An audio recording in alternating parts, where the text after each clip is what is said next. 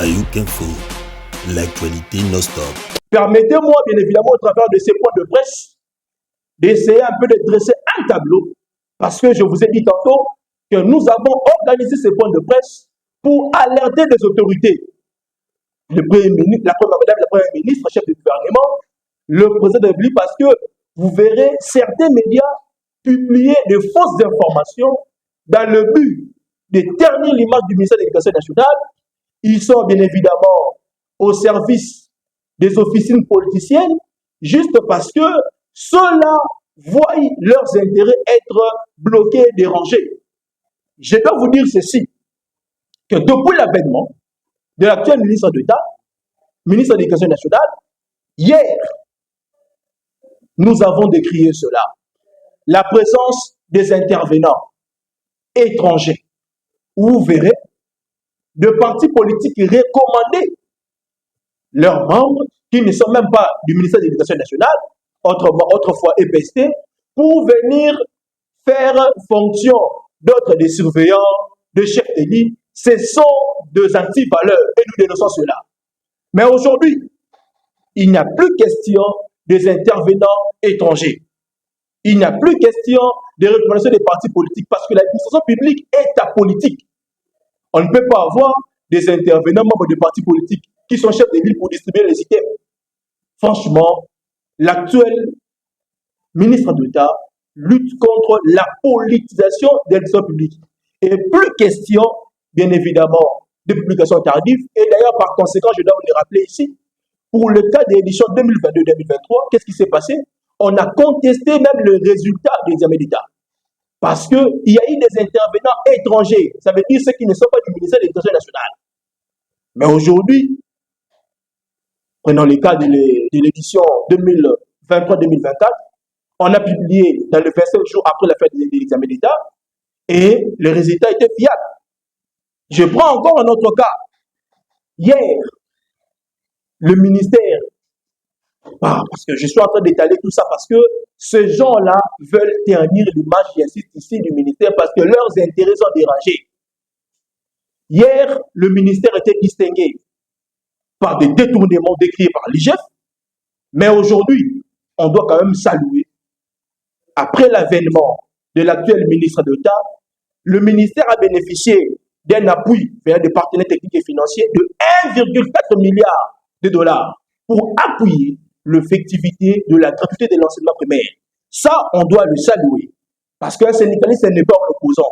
Un syndicaliste est celui qui accompagne les bonnes actions et qui dénonce les mauvaises actions que nous appelons aujourd'hui les anti-valeurs. Hier, le ministère n'avait pas de boussole politique. On n'avait aucune politique hier. Mais aujourd'hui, on doit reconnaître qu'il y a des prouesses. Parce qu'à ce jour, le ministère a maintenant un plan quinquennal de l'éducation. Ce qui fait que même après le départ de l'actuel ministre de l'État, celui qui viendra ou qui viendra succéder, bien évidemment, peut utiliser le même plan quinquennal. On doit le saluer. Quatrièmement, il y a le dossier des recrutements irréguliers, qui d'ailleurs est déjà en violation des articles 4, 5, 6, 7, 8 et 9 de la loi numéro 16/013 du 15 juillet 2016, où vous voyez des gens recrutés directement au grade de commandement. Nous disons non au recrutement au grade de commandement. Nulle part ça s'est fait. Allez visiter certaines directions, vous verrez des amis, des concubines, même des copines de certaines autorités qui effectivement occupent des postes de commandement en violation des dispositions que j'ai bien détalées tantôt. Une personne, un monsieur, une dame, recruté directement au cas de chef de division. Ça ne peut pas se faire. Et c'est ce qui se faisait hier, que nous condamnons, ce sont des anti-valeurs. Hier, bien évidemment, il y avait la question de la pléthorique. Comment pouvez-vous comprendre que dans une antenne, par exemple de la Dinacopé, vous avez 180 agents. Pour quel travail? 180 agents dans une seule antenne. Pour quel travail? On doit se poser des questions. Regardez-moi bien dans les yeux. 180 agents. Pour quel travail? Ce sont des anti-valeurs. Vous voyez, dans une sous-division où il y a 300 et quelques agents. Pour quel travail? Et la grande partie, bien évidemment, de ces agents sont porteurs de faux documents. Il y a d'ailleurs ceux qui sont payés sans pourtant qu'ils aient un véritable acte d'affectation. C'est ce qui s'est passé hier. Et nous condamnons ça. Et ce sont les intérêts de ces gens-là que nous mettons en difficulté parce qu'ils étaient en train de faire recruter les membres de leur parti politique, les membres de leur famille au grade de commandement sans pourtant qu'il y ait vacance d'emploi parce que lorsqu'on parle de recrutement, il faut bien lire le texte en vertu de l'article 4. Le poste doit être vacant et budgétairement prévu. On ne recrute pas comme ça, vaille que vaille. Mais aujourd'hui, qu'est-ce qui se passe? Bien évidemment, aujourd'hui, il n'y a plus question de recrutement irrégulier. Prenons le cas de la Dinakopé, ex-Sécopé, où il y a plus d'une cinquantaine de ceux qui occupent le poste de directeur. C'est quel genre de direction ça? Plus d'une, je précise ici, plus d'une cinquantaine de gens qui occupent le poste, les gradés de directeurs. Des directeurs, plus d'une cinquantaine dans une seule direction.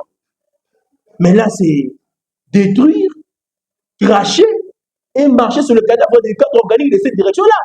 On ne peut pas avoir une cinquantaine, une centaine de directeurs dans une même direction. C'est infaisable, c'est inacceptable. Ce sont des antivaleurs qui s'est fait hier. Et parce que l'actuel ministre d'État, ministre de l'Éducation nationale, veut réformer les choses, elle devient le cible des attaques de ces gens-là qui ont laissé leurs copines, qui ont laissé leurs amis, leurs frères à la Dinakopé dans notre direction. Et nous, en tant que syndicalistes, nous allons continuer à dénoncer ça. Parce qu'aujourd'hui, il y a déjà une mission interministérielle qui sera bientôt déployée pour statuer sur le cas de ZNP et de ZU. Parce que pendant que nous, syndicalistes, nous plaidons pour le paiement de ZNP et de ZU, qu'est-ce qui se passe? Hier, on a engagé des gens, on faisait mécaniser des gens sans pour autant prendre en compte le ZNP, les ZNP et les ZU que l'ancien régime ou l'ancien pouvoir avait trouvé. Mais aujourd'hui, la ministre d'État s'inscrit dans la démarche, bien évidemment, de prendre en compte les ZNP et le ZU pour régulariser leur situation. Je dois encore, bien évidemment, donner un coup de projecteur. Comme je l'ai dit hier, c'était question de recrutement au cas de commandement. Aujourd'hui, tout au cours de cette émission-là, tous ceux qui ont été recrutés au grade de commandement, leurs dossiers seront traités au cas par cas. Parce qu'il est inacceptable de voir quelqu'un qui quitte de sa maison et être ici directement comme chef de division, chef de bureau, voire même directeur. C'est inacceptable. Hier, nous avons décrié ce phénomène qu'on appelait phénomène des activations, où d'ailleurs, moi-même, j'étais victime de des activations. Ça veut dire, sur base d'humeur ainsi que de la volonté d'une autorité politique, on est là quelqu'un sur le listing de paye. Moi, j'ai été victime de ça. Où on désactivait les gens, tu dis quelque chose, tu fais un propos, même si cela s'avère vrai. Il n'y a pas d'action disciplinaire, on ne vous donne pas la parole, automatiquement on vous coupe le salaire. Aujourd'hui, ces phénomènes-là ont été arrêtés. On a mis fin à ces phénomènes-là. Et nous, en tant que syndicalistes, on doit encourager cela. Cinquièmement, hier, il y avait interférence politique dans le fonctionnement de plusieurs directions. Ce sont des antivaleurs. Ce sont des antivaleurs. Parce qu'il y a une séparation, une passerelle entre le cabinet politique et l'administration. En ce sens où le cabinet ne peut pas s'ingérer, je parle du verbe ingérer, dans le fonctionnement des directions. Mais c'est ce qui s'est passé hier, où vous voyez bien évidemment, on vient contrôler une direction par l'IGF, le politique se met déjà à s'agiter. Là, c'était hier. Mais ces gens-là, aujourd'hui, se liguent contre le ministère. Parce que nous, en tant que syndicats, je le rappelle une fois de plus, nous sommes là aussi pour défendre l'intérêt ainsi que l'image de l'institution. Que ce soit l'employé ou l'employeur, nous tous, nous dépendons de l'institution. C'est notre mère. Nous ne pouvons pas accepter que ceux qui effectivement étaient auteurs des actes d'antivaleur hier puisse effectivement attaquer le ministère aujourd'hui. Je le disais tantôt que hier, il y avait des interférences entre le cabinet politique et la direction administrative, où vous voyez même, on a créé, on a revu bien évidemment des arrêtés portant création de certaines directions, où on place les directions, on rattache bien évidemment les directions au cabinet. Où avez-vous déjà vu cela? Une direction rattachée au cabinet politique. C'est inacceptable. Ce sont des anti-valeurs. Et aujourd'hui, par la volonté du chef de l'État, qui a bien voulu qu'il y ait une nouvelle équipe à la tête de ce ministère de l'Éducation nationale, on crée des bureaux gestionnaires dans des zones à conflit. Et soyons sérieux. Dans une zone à conflit, on crée un bureau gestionnaire sans acte d'affectation. Le contrôleur du SECOPE ne sent pas arriver dans des zones pareilles. Et maintenant, ces bureaux gestionnaires-là sont payés, mécanisés, les enseignants payés. Pendant que nous suivons, vous et moi, les informations, il n'y a pas enseignement dans ces zones-là. Les zones sont occupées par des forces négatives. Mais on mécanise, on paye et on ne sait pas contrôler. Où avez-vous déjà vu là où vous mettez de l'argent et vous ne savez pas contrôler? Ça s'est fait hier. Il y a de ceux-là qui ont été payés, mécanisés, sans un acte d'affectation. Je l'ai dit ici tout haut. Je vais ma chevelure arrasée. Il y a des gens qui se retrouvent à la paye, à la banque, sans un acte d'affectation, sans un acte d'engagement. C'est hier. Maintenant, lorsque l'actuel ministre bloque, verrouille bien évidemment ces entrées-là, elle devient le cible des attaques. Nous aussi, nous disons non en tant que syndicalistes. Un syndicaliste étant légaliste, nous disons non à ça. Ça ne peut pas se passer ainsi. Voilà pourquoi nous allons vider notre sac, faire des points de presse pour alerter le chef de l'État de fermer les oreilles. Et on va enfoncer, on va boucher, on va bien évidemment verrouiller tous les canaux qui effectivement permettaient à ces gens-là de torpiller la gratuité, de se payer de l'argent sur le dos du salaire de l'enseignant congolais. Hier, bien évidemment, on ne peut pas comprendre qu'il y ait la mécanisation des agents non connus par la LINACOPE.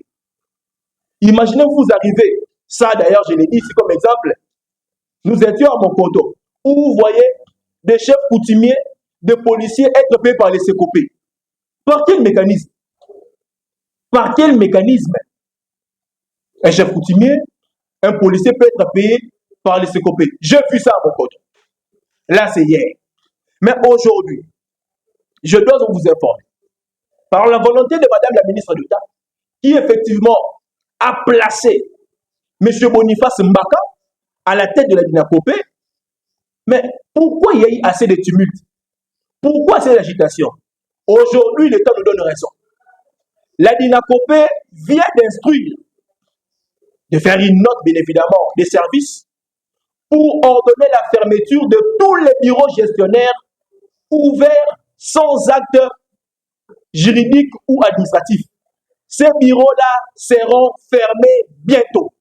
Ça veut dire on ne va plus alimenter financièrement ces bureaux-là. J'ai compris maintenant pourquoi il y avait des agitations dès la nomination de Boniface Mbaka. Aujourd'hui, il y a une mission de contrôle qui effectivement va toucher le 26 provinces administratives de la RDC. Toujours avec Boniface Mbaka, le directeur national actuel de la LINACOPE.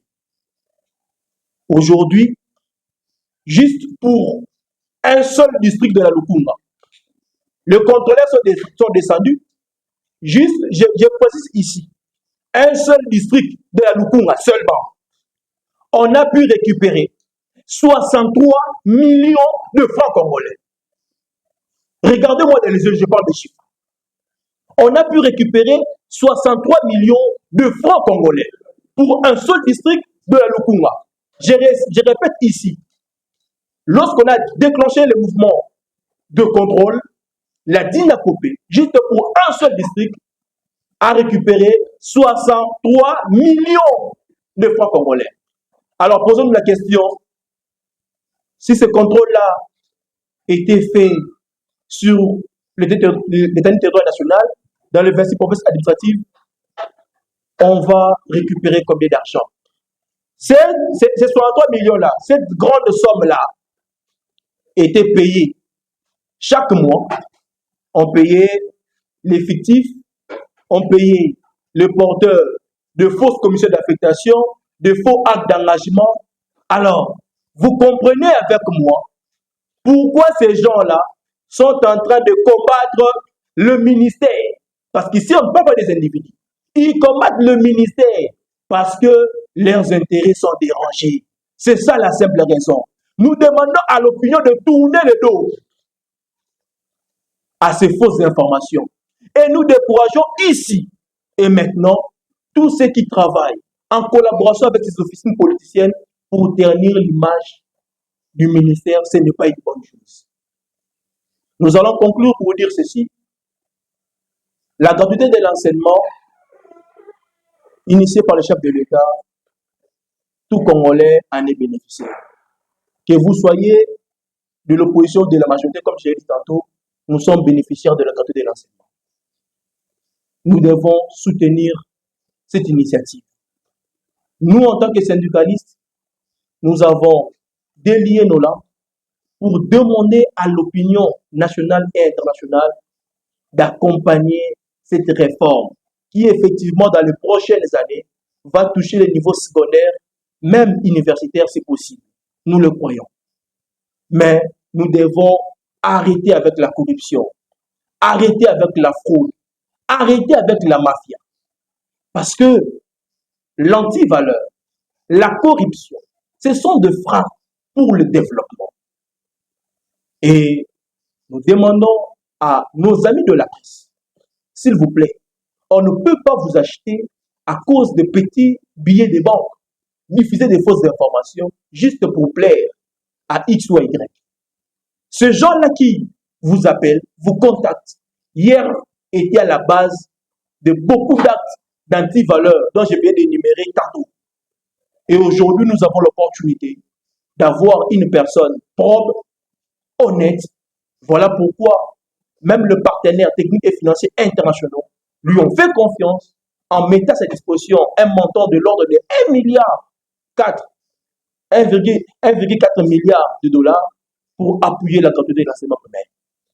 Nous demandons également aux autorités du ministère de l'Éducation nationale, on cible souvent la DINACOPE avec M. Boniface Mbaka, on cible également l'inspecteur général Hubert Kimbonza. Nous, syndicalistes, nous les rassurons qu'ils ont notre accompagnement. Nous allons les soutenir parce qu'ils sont en train de bien faire le travail.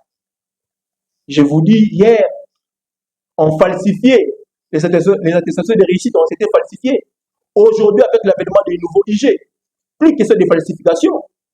Hier, bien évidemment, l'accès était facile pour intégrer le fichier P. Mais aujourd'hui, avec l'avènement de M. Boniface Mbaka, ce n'est plus facile. Et je vous rassure aujourd'hui que la DINACOPE hier n'est pas comparable à la DINACOPE d'aujourd'hui. Merci, je vous remercie et je me mets à votre disposition pour recevoir ne serait-ce 3 questions. Ayuk Info, l'actualité non-stop.